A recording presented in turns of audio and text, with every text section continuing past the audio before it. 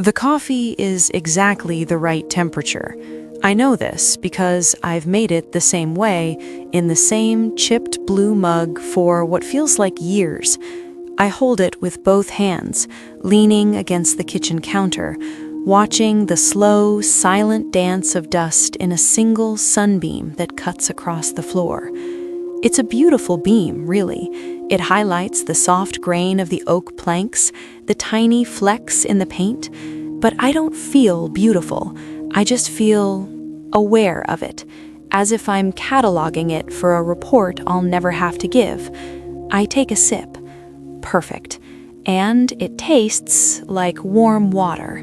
This is how my days begin, a series of perfected, silent routines. If this quiet start, this feeling of watching your own life from behind a pane of glass is familiar to you, if you're listening because you need a story that doesn't shout but whispers, I hope you'll consider liking this video and subscribing. It's just a way to stay connected, to find your way back to more stories like this one, when you need them. No pressure, just an open door.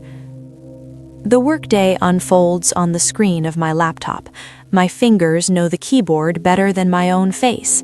Click, type, send.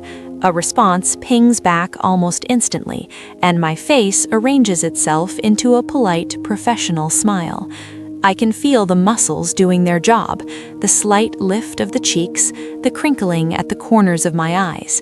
It's a good smile. It's convincing. Inside, the landscape is flat, a prairie with no wind. I get up to refill my perfect coffee. In the hallway, I pass the mirror. My eyes meet my own just for a flash. It's always a strange, brief collision. There she is. We look at each other, and then, by unspoken agreement, we both glance away. It's not that I don't like her, it's that we've become polite strangers sharing the same apartment, careful not to disturb each other's silence. I remember, a long time ago, I used to talk to myself in the mirror. Not in a crazy way, but in an excited way. I'd practice stories I wanted to tell my friends, or make faces, or just marvel at the fact that the eyes looking back were mine. When did we stop talking? The afternoon is a slow tide of emails. My body starts to send its usual memos, a tightness between the shoulder blades, a low thrum behind the eyes. It's not the fatigue of having done something, it's the fatigue of having endured something. A held breath that has lasted for months, maybe years. I'll go to bed early tonight, I tell myself. I always do, and I always wake up with the same quiet weight settled back over me, like fine gray ash. Later, I go to the grocery store. This is a task I perform with expert efficiency. List in hand, shortest route through the aisles.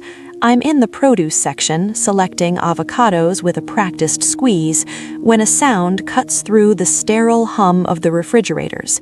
It's a child, maybe 3 or 4, sitting in the cart ahead of me. She's not crying, she's bellowing, a full-hearted, devastated sob because her mother has put back a box of neon pink cupcakes. "I want them, I need them," she wails, her whole body committed to this tragedy. Her mother is calm, tired, saying the reasonable things. "We have treats at home, sweetie.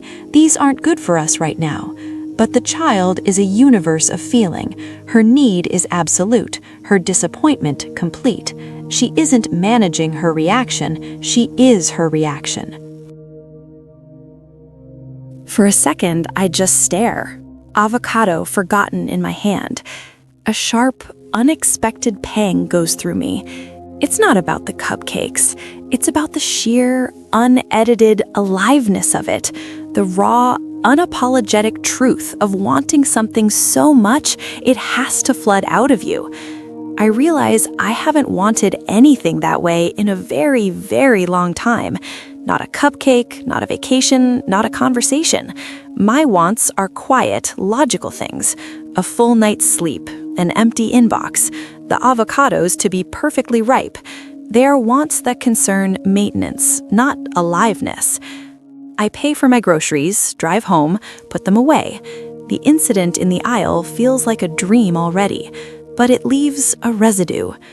That night, after my perfectly portioned dinner, I sit on the couch. The blue light of the television flickers, but I'm not watching. I'm scrolling on my phone. Scrolling.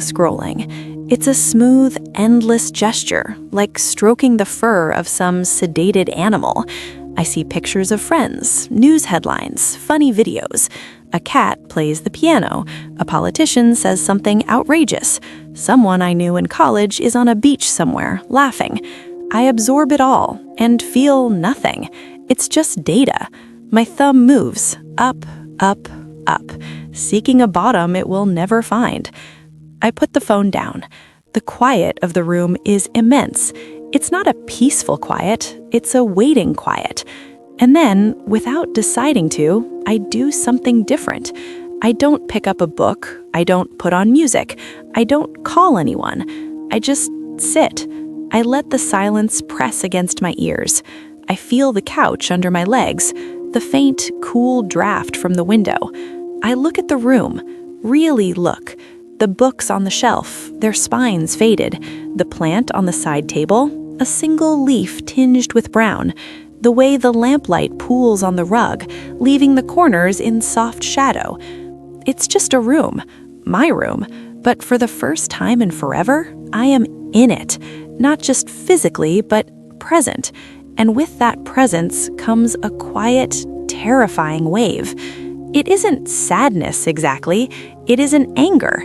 It's the profound, aching awareness of my own absence. I have been a ghost in this life. I have been so careful, so efficient, so quiet that I have almost succeeded in disappearing. The numbness wasn't a blanket thrown over my feelings. It was me leaving the building, going on autopilot, sending a polite, smiling representative to live my days while I what? Just checked out. The realization doesn't crash over me. It seeps in, like that single sunbeam in the morning, illuminating a small, dusty patch of my interior floor. It is so tender, so fragile, that I almost hold my breath.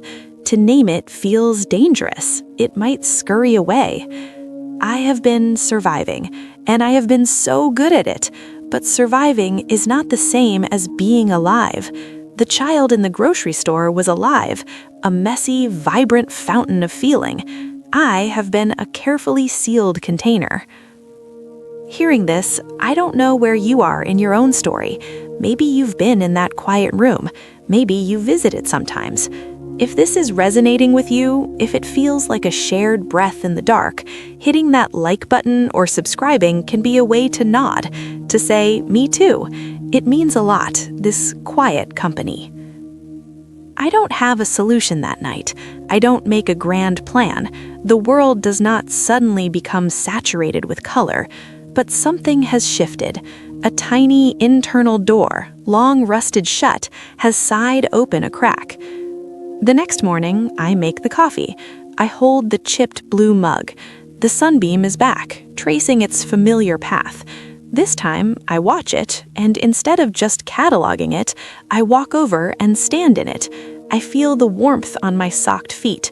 It is a simple physical sensation, warmth on skin. I take my mug to my desk. The screen waits, blank and expectant.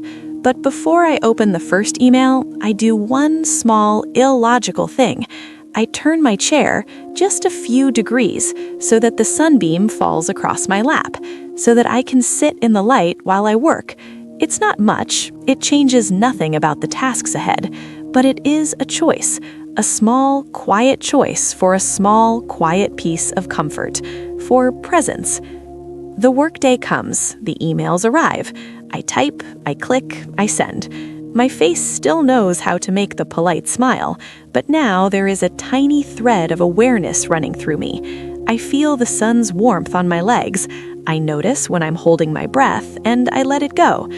I catch my own eye in the dark reflection of the monitor, and instead of looking away, I hold the glance for 1 second longer. Hello in there. It is not a transformation. It is an opening, a crack of light in a door I thought was a wall. I don't know what's on the other side yet. I don't need to know yet. For now, it is enough to know the door is there, to feel the draft on my face. As the day softens into evening, I look out the window. The sky is doing that thing it does, bleeding from blue into peach, into a deep, gentle lavender. I've seen it 10,000 times. Tonight, I see it once, and for a moment, just a moment, the beauty doesn't feel like a fact, it feels like a feeling. It's fragile, it probably won't last, but it was here. I was here for it. I think that might be the start of everything.